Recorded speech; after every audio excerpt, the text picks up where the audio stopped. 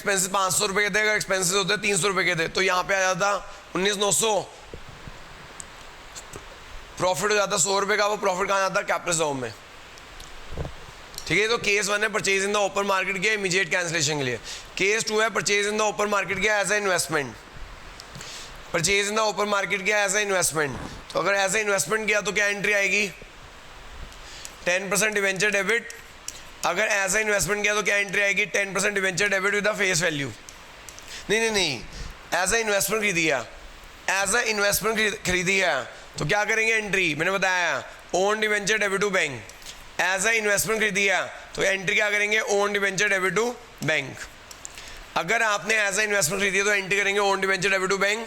200 debenture है, purchase किए 98 पे, खर्चे हुए 500, तो एंट्री सिंपल ये आएगी 200 इंटू 98 प्लस 500, कितना हो गया बच्चों? 20,100। तो आप ये एंट्री करके छोड़ देंगे।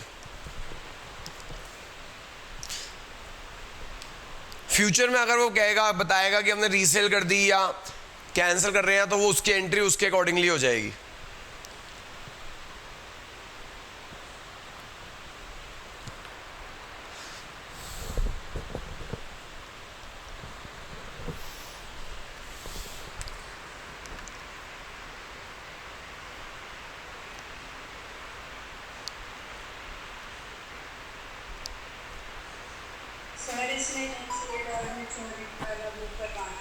क्या बेटा क्या?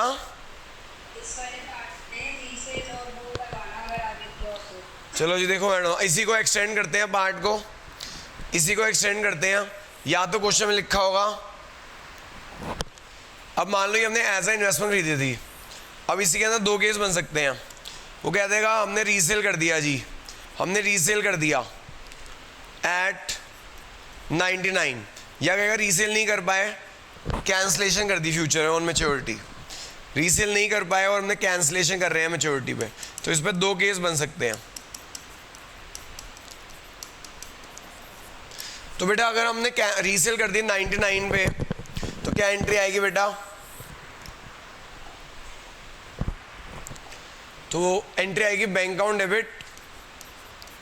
99 में रीसेल किया, 200 इंटू 99 करना बेटा। 200 इंटू 99 कितना होता है? 2 ओन डिवेंचर्स, 200 इंटू 99 करो।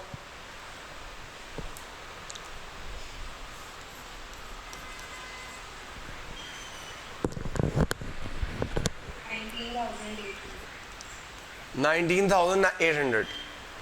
तो जो चाहे प्रॉफिट हो यहाँ पे रीसेल पे, याद रखना, जो चाहे रीसेल पे प्रॉफिट हो या लॉस हो, कहाँ जाता है? पी अकाउंट में जाता है।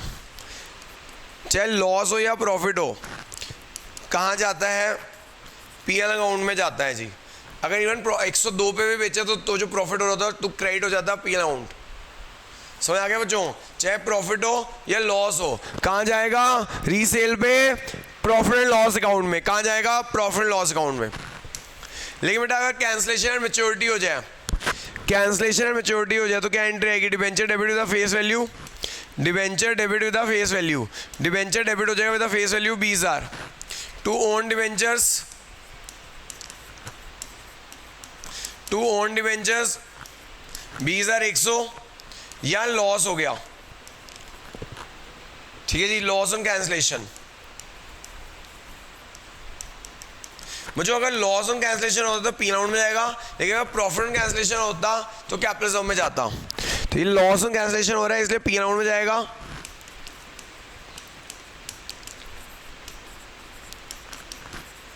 लेकिन अगर आपका प्रॉफिट हो रहा होता तो कहाँ जाता?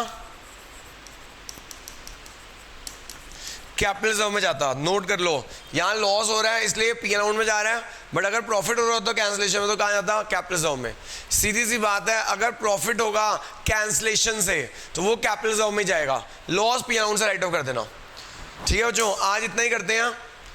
कल लास्ट क्लास लूंगा डमशर डिवेंचर की। फिर अगला टॉपिक क्या करना चाहते हो आप लोग? कंप्यूटर में अकाउंटिंग या कुछ और? इश्यू शेयर के सुना है बहुत क्वेश्चन आ रहे हैं, इश्यू शेयर रिवाइज तो नहीं करना क्या? इश्यू शेयर तो नहीं करना, इश्यू शेयर के सुना है बहुत क्वेश्चन आ रहे हैं। चलो ठीक है जी, लीव कर देना बच्चों।